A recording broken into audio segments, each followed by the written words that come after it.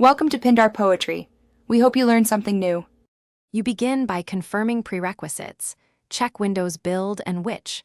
NET versions are registered so you avoid mismatched installs. Once done, create a system restore point and backup key files to undo changes if needed. Then download the exact offline, NET installer, or the official repair tool so you won't hit network issues.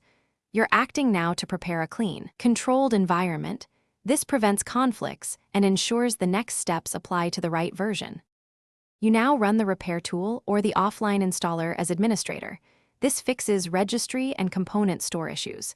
If that doesn't finish, open programs and features to uninstall any corrupted NET entries, then run dism/online/cleanupimage/restore health and sfc/scano to repair Windows components. Once done, rerun the installer.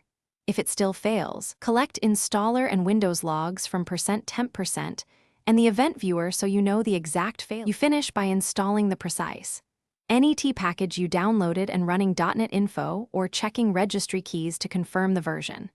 After a full restart, test the apps that failed before to validate the fix.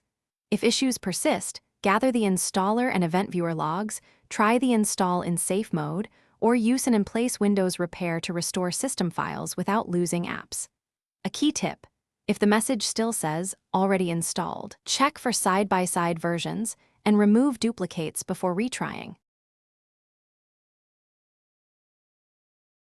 Thanks for watching. Consider subscribing if we helped you.